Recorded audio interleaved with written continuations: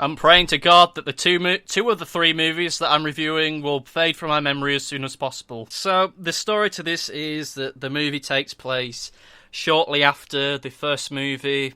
Paul Blart Mall Cop is now married, he's happy, but because we need a reason for this movie to exist, his wife leaves him after only 6 days of marriage. And yep, his wife leaves him after 6 days of marriage.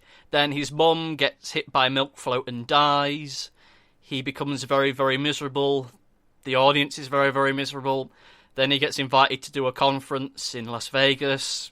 Then pretty much the same events of Paul Blart Mall Cop 1 happen again. This is the exact same movie as Paul Blart Mall Cop 1, except with a 2 at the end of it. I am truly, truly, truly gobsmacked at this movie in almost every foreseeable level. Probably one of the worst movies I've seen this year. Probably one of the worst sequels I think I've probably ever seen. It stars, as you said, Kevin James as Paul Blart Mall Cop 2. He is probably one of the luckiest men in Hollywood, is old Kevin James, as despite the fact he has no comedic talent whatsoever, he is utterly loathsome to watch on the screen. He has no comic timing, he has horrible physical presence. Somehow he's in these multi-million-dollar movies, even though he spends the majority of the movie walking around with a look on his face like a dazed gorilla.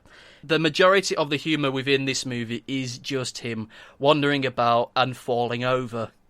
For 90 minutes, him wandering about and falling over. That's it. That's the entirety of the comedy of this movie. So if you want a low-budget version of John Candy wandering about and falling over in a very expensive hotel, this is the perfect movie for you.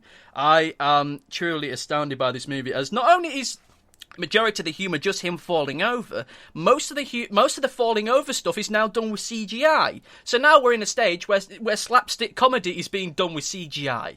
This is a horrible movie. It truly, truly is. Now, if for one moment we were to imagine that the first movie was any good, which it wasn't. It was horrible. It was just as horrible as this, but it had one thing going for it, which was that the Paul Blart Mall Cop character at least had a character arc. He was the bumbling, silly, everyone takes the mickey out of him character. He gets no respect from his colleagues at work, but then over the course of the movie, he saves the day and wins the respect. This movie has nowhere for that character to go. He's the legendary Paul Blart Mall Cop 2. He bumbles about and saves the day. There's nowhere for his character to go for the entire movie. The beginning of this movie just undoes everything from the previous movie. And even though this is Paul Blart Mall Cop 2, the movie doesn't take place in a shopping mall. It takes place in a very expensive-looking Las Vegas hotel, which makes the entire movie just feel like some kind of advert for this hotel, and all the product placement items within it. It's not as obnoxious as in Jack and Jill. That would actually take some doing, but still, it's Kevin James. He wanders about, he falls over. Look at all this hotel that we're in. Look at all the fancy things you can do in this hotel. Then he gets up, he wanders about, then he falls over. Then he has some wacky banter with some of the wacky characters within this movie. Because it's a security guard conference, you get wacky security guard characters, like the one who falls asleep, and the one who wears sunglasses, and the woman one. Ha ha ha. Look at all these wacky characters. They made a sequel to this because the previous one made money. Somehow the previous one made money, despite the fact it was wholly unremarkable and rather terrible. And it just brought Kevin James to the international stage, even though, once again, he's terrible at what he does. Apparently, he does a TV show in America which is pretty good, so I find it astounding that we're in this situation now where he's making such terrible, terrible movies. And of course, because it's a Kevin James movie, he has women throwing themselves at his feet left, right and centre, even though he's just totally uninteresting and boring. There's only one interesting character within this movie, which is Paul Blart Mall Cop 2's daughter. She's the only competent, intelligent character, and there's a massive plot hole in this movie regarding her. She gets kidnapped by the bad guys, which is exactly what happens in the first movie, and she manages to escape using her kid smarts. She manages to make it on the Las Vegas Strip. We don't see her for about half an hour, then she's mysteriously captured again, somehow. I don't know how or why, but she went from being on the Las Vegas Strip where she could inform the authorities, get the National Guard or whoever to come down and get the bad guys, but she doesn't. She just appears back captured. Then she sprays something in the bad guy's face that makes his face all lumpy and weird. And then the movie ends. I wouldn't say that this is just a case of, it's American humour, because good humour is universal. Whether it's American or British or whatever, good comedy is good comedy. The fact of the matter is that there's very little actual cleverness, there's very little spark of creativity going into this. This is the typical sequel movie. It's redoing the exact same movie from the previous one, but in a slightly different location. They spend the first quarter of this movie undoing everything that happened in the previous movie, then reliving the previous movie bit for bit.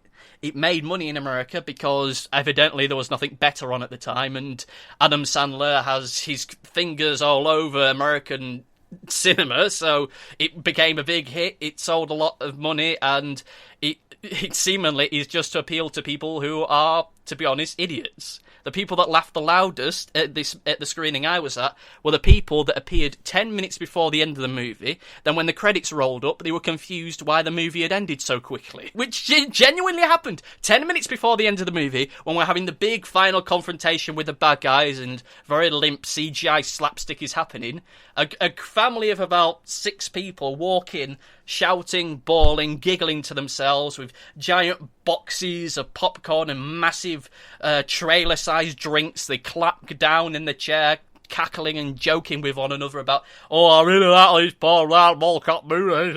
Oh, they're so funny. Look, he's falling over. Oh, look at all that wackiness. Oh. Then the movie ends. I wouldn't be able to... I don't want to depress myself looking at the stats and the statistics for this, because I've got a horrible feeling that in about a year or two's time, we're probably going to see Paul Blart Mall Cop 3, which is going to be the exact same movie as the first one again, but with even less things in it. At the end of the movie, Paul Blart Mall Cop 2's daughter goes off to college, so we'll probably have a third movie where it's wacky shenanigans going on in college. Maybe he'll go there to... do his own course, or it'll be like a Rodney Dangerfield movie where he goes back to study at university. Then bad things will happen, probably someone trying to get revenge, and then it'll be the same things again. Paul Blart Mall Cop will fall over, and I will just sit there wondering where on earth all the comedic genius has gone from the world. It is a depressing movie.